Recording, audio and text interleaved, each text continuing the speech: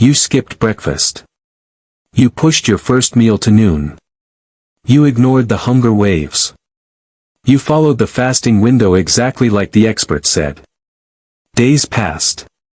Then weeks. But your belly fat didn't shrink. Not down. Not tighter. Not flatter. Now here's where it gets uncomfortable. What if the way you're fasting is doing the opposite of what you think? What if, instead of unlocking fat burning, your current fasting pattern is sending your body a storage signal, specifically to your abdomen? Most people believe fasting automatically melts belly fat. But biology doesn't reward effort. It responds to signals. And under the wrong signals, fasting can quietly shift your hormones in a direction that protects belly fat, while you believe you're doing everything right. There is one specific mistake, extremely common, that flips fasting from fat-burning mode into fat-holding mode. Most people never realize they're making it. Today, we're going to expose exactly what determines whether your fasting window burns belly fat, or works against you behind the scenes.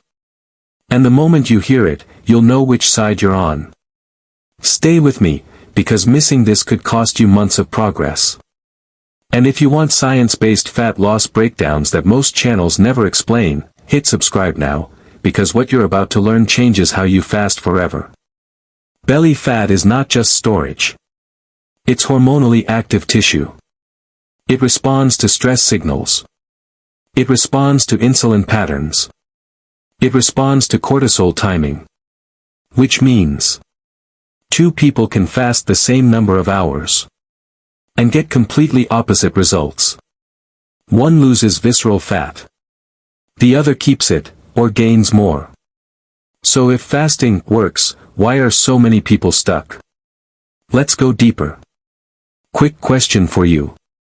Have you ever fasted consistently for at least 2 weeks and seen no belly fat change at all? Hold that thought, because by the end of this video, you'll know exactly why. Most advice says, just fast longer, fat will burn. But the body doesn't burn fat because food is absent. The body burns fat when fat-burning hormones are dominant.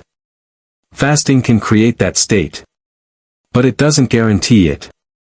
Fat loss depends on insulin patterns, stress load, sleep quality, calorie timing, protein intake, training signals, cortisol rhythm.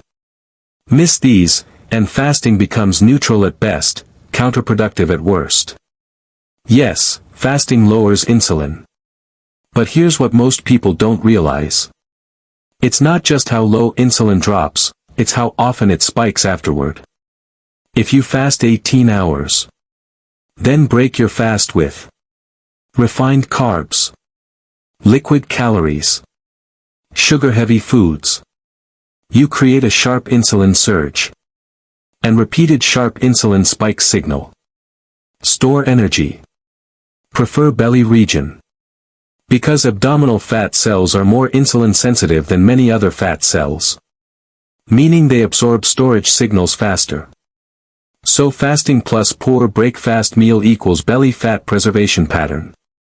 This is where many viewers say, wait, I thought fasting lets me eat anything afterward.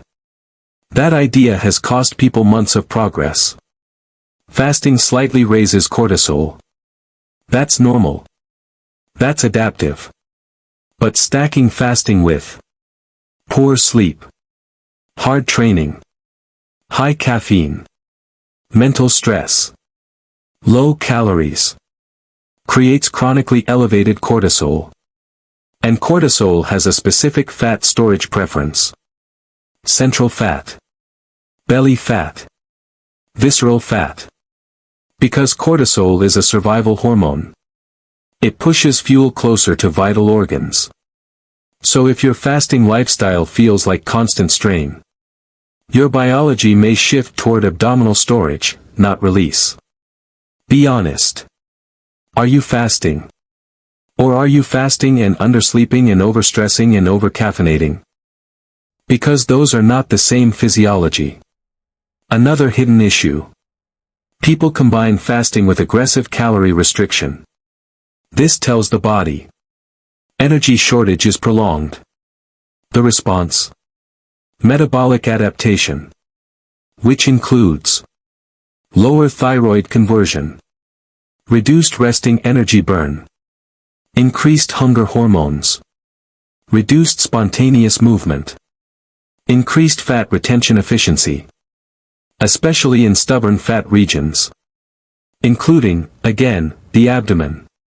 So paradoxically, the harder you push fasting plus low calories, the more your body protects belly fat. Many fasters undereat protein. This leads to muscle loss, lower metabolic rate, weaker glucose control, reduced insulin sensitivity. Muscle is a glucose sink. Less muscle equals worse nutrient handling, equals more abdominal storage likelihood. Fasting without adequate protein during eating windows slows belly fat loss dramatically. If you fast but don't send a muscle preservation signal through resistance training, your body becomes more willing to reduce muscle tissue. Again, lower metabolism. Again, worse glucose control. Again, more abdominal storage bias. Fasting works best when paired with strength training signals, not endless cardio alone. In a moment, I'll show you the belly fat fasting correction formula, the exact adjustment pattern that shifts fasting back into fat burning mode. But first, one more mistake that quietly blocks results. Late night eating after fasting all day can sabotage belly fat loss. Because insulin sensitivity drops at night. Same meal, different clock time, different storage outcome. Breaking fast late with large meals increases abdominal storage probability. Earlier feeding windows often produce better fat loss signaling. Comment below. What is your current fasting window, and what time is your first meal? I read these and use them to guide future breakdowns. Here's what actually works for belly fat with fasting. Moderate fasting window, not extreme. High protein intake. Strength training. Sleep protection. Lower stress stacking. Smart first meal composition. Earlier eating window bias.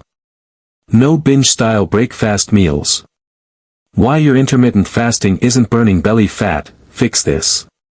Before we go into the correction formula, you need to understand something critical. Belly fat is not last to go because it's stubborn. It's last to go because it's strategic. Your body places abdominal fat near vital organs for rapid emergency fuel access. Which means, if your physiology senses instability, it protects belly fat first, not burns it first. So the real question is not, how long are you fasting? The real question is, does your body feel safe enough to release abdominal fuel? Now let's build the correction system. Most people fast with one lever. Time without food. But effective fasting uses 5 levers working together. Lever 1, fasting length. Lever 2, protein intake. Lever 3, meal composition. Lever 4, training signal. Lever 5, stress load. Miss 1, results slow. Miss 2, results stall. Miss 3, belly fat holds. Let's go one by one. Lever 1, fasting length, the sweet spot. Longer is not always better. For belly fat loss, the highest compliance plus hormone balance window is often 14 to 16 hours. Not 20. Not 22. Not alternate day fasting for most people. Why? Because moderate fasting lowers insulin, raises fat oxidation, keeps stress hormones controlled, preserves training performance, prevents binge rebound. Extreme fasting often increases overeating risk, cortisol load, sleep disruption, muscle loss, which circles back to abdominal fat retention. Moderate beats extreme, long term. If longer fasting always worked better, the longest fasters would always be the leanest. They aren't. Consistency beats duration. Lever 2, protein target, non-negotiable. This is where many fasting plans quietly fail. Protein is not just muscle nutrition. Protein controls appetite hormones, metabolic rate, insulin response stability, muscle preservation, fat oxidation signaling. Your eating window should prioritize protein first. A simple rule. Each meal starts with protein. Not carbs. Not fats. When protein leads the meal, glucose rises slower. Insulin rises lower. Fat oxidation remains active longer. When carbs lead the meal, insulin spikes faster. Fat burning shuts down sooner. Order matters. Quick check. When you break your fast, what do you eat first? Protein or carbs? That one choice alone changes your fat loss trajectory. Lever 3, break fast meal structure. Your first meal after fasting sets the hormonal tone for the next 6 to 8 hours. This is not just a meal. It's a metabolic instruction. Best structure. Protein. Fiber. Healthy fats. Slow carbs, optional. Worst structure. Liquid sugar. Refined carbs. Pastries. Sweet drinks. Alcohol. Because liquid or refined carbs create fast absorption, fast insulin spike, fast storage signaling. And remember, abdominal fat cells respond strongly to insulin. Many people subconsciously create a reward cycle. I fasted, now I deserve this. That mindset leads to oversized meals, hyperpalatable foods, dessert stacking, calorie overshoot. Fasting does not erase biology. Fat loss still depends on weekly energy balance and hormone patterns. Fasting is a tool, not immunity. Lever 4, the muscle signal. Your body constantly asks, should I keep this muscle tissue? If the answer is unclear, it reduces it. Muscle loss reduces resting calorie burn, glucose disposal, insulin sensitivity, fat oxidation capacity, which makes belly fat loss slower. 2 to 4 strength sessions per week send a clear signal. Muscle is required. That preserves metabolic power during fasting. No signal, no preservation. 2 people fast 16 hours daily. Person A does strength training, eats high protein, sleeps well.